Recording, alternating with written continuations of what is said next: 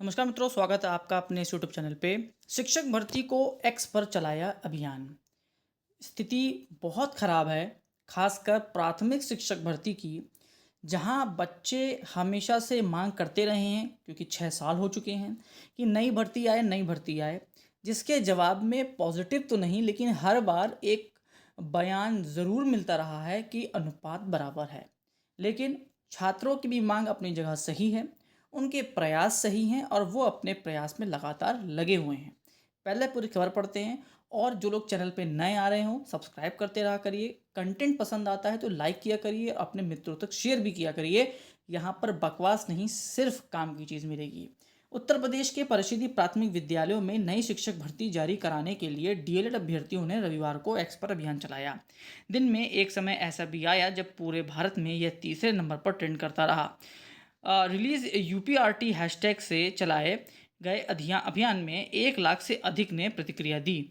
DElEd बेरोजगारों की अगुवाई कर रहे रजत सिंह और विनोद पटेल का कहना है कि अगर इस बार कुछ सकारात्मक परिणाम नहीं मिले तो बहुत जल्द विधानसभा और मुख्यमंत्री आवास का घेराव करेंगे, क्योंकि 6 वर्ष हो गए हैं प्राथमिक में कोई भर्ती नहीं आई है। उत्तर प्रदेश में टेट और सीटेट पास 10 से 15 लाख प्रशिक्षु दर दर की ठोकरें खा रहे हैं और दूसरे राज्यों में नौकरी करने के लिए मजबूर हैं। सरकार ने हलफनामा लगाया था कि 51,112 और 27,713 पद रिक्त हैं।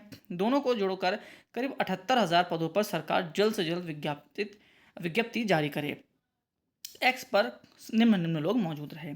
अब देखिए, मांग बिल्कुल सही है और मांग बच्चों की पूरी होनी भी चाहिए। 6 वर्ष हो चुके हैं, कोई भी नई भर्ती नहीं है। लेकिन देखिए, अगर सत्यता की बात करी जाए, और हर मैं अपनी वीडियो में कहता हूँ तो फिर से कहूँगा, थोड़ा सा अपने नज़रियों को बदलिए और सच्चाई पर उतर के आइए। प्राथमिक में जब भी भर्ती की बात उठती है, वहाँ पर एक शब्द ज़रूर आता है, वो है अनुपात। शिक्षक छात्र अनुपात। जब 51,000 करीब पदों का, खाली पदों का जब ब्यौरा दिया गया था, उस वक्त ये जो पद थे, ये उस समय जो बच्चों की संख्या थी पूरे बेसिक में, उसको मिलाकर संख्या बताई गई थी। मतलब जितने बच्चे, उसी के अनुपात में करीब 51,000 पद खाली थे। उसके बाद क्या हुआ, समय के साथ धीमे धीमे जो संख्या है वो घटी है। उसके पीछे कई कारण हैं। पहला कारण तो ये है कि प्राइवेट स्कूलों का बहुत ज़्यादा खुलना, और दूसरा जो सबसे बड़ी वजह इस बार है वो है कि 6 साल में कक्षा 1 में नामांकन पहले तक 5 साल में होता था, अब 6 साल में होने लगा है। तो जो ये 1 साल का अचानक से जो ये जंप लिया गया है, इस वजह से इस साल प्राथमिक में बहुत कम बच्चों के एडमिशन हुए हैं, जितने होते थे उससे कम हुए हैं।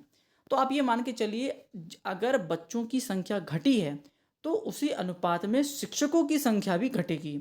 तो जो 51,000 और 27,000 मिलाकर ये 78,000 जो करीब बनाया जा रहा है, देखिए ये बिल्कुल भी पॉसिबल नहीं है। क्योंकि 51,000 ये 6 साल पहले की बात है, जब 69,000 शिक्षक भर्ती चल रही थी और सरकार ने हलफनामा दिया था।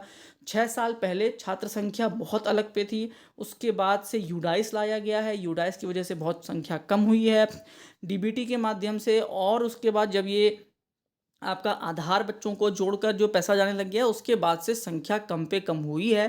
क्योंकि ऐसे कई बच्चे थे जो दो दो जगह, तीन तीन जगह लोगों ने लिखवा के रखे थे, क्योंकि भाई प्राथमिक विद्यालय में इसकी कोई जांच नहीं थी कि ये बच्चा कितनी जगह पढ़ रहा है। क्या पता माँ बाप एक एक बच्चे का 4 जगह नाम लिखवा के बैठा हो। लेकिन बाद में जब ये यूडाइस आया, जब ये डीबीटी आया, इसके वजह से भी जो संख्या है बच्चों की काफ़ी कम हुई है। तो जो ये 78,000 का जो डेटा बना रहे हैं, इसको मान के चलिए कि ये बिल्कुल भी सत्य नहीं हो सकता किसी भी हाल में। संख्या घटने के बाद क्या अनुपात बनेगा वो सरकार बता पाएगी, और सरकार फिलहाल अभी ये कह रही है कि सारे अनुपात बराबर हैं। तो 78,000 की मांग हमेशा गलत है, एक तरीके से और भी गलत है। देखिए बात समझिए, दो बड़ी भर्ती हुई, 68,500, 69,000, बहुत बड़ी बड़ी भर्तियाँ हुई। उसके बाद क्या हुआ, अचानक से अकाल आ गया भर्तियों का। जब भी बड़ी बड़ी भर्तियां होंगी, आप ये मान के चलिए कि 2 4 5 साल तो खाली जाएंगे। उस दौरान जितने भी बैच पास करते हैं, उन सब के लिए वो समय बिल्कुल बेकार हो जाता है। इसलिए इतनी बड़ी भर्ती सरकार को कभी नहीं निकालनी चाहिए।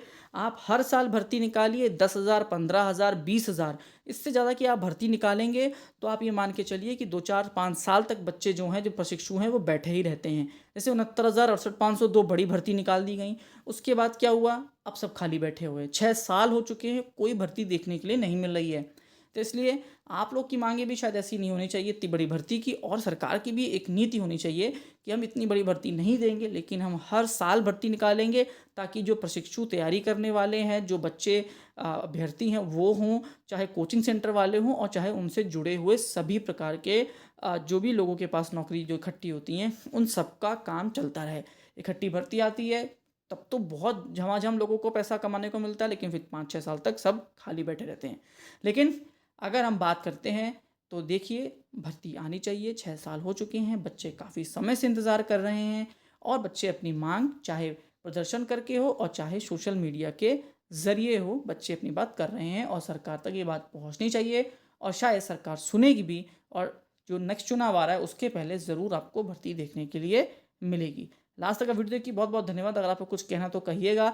इस चैनल को सब्सक्राइब करिए और बढ़ाइए अपने दोस्तों तक, क्योंकि यहाँ पर तर्क के संग बात की जाती है, केवल व्यूज़ पाने के लिए ऊल जरूल की चीज़ें कभी भी नहीं कही जाती। लास्ट तक देखिए वीडियो, बहुत बहुत धन्यवाद। आपको दिन शुभ हो।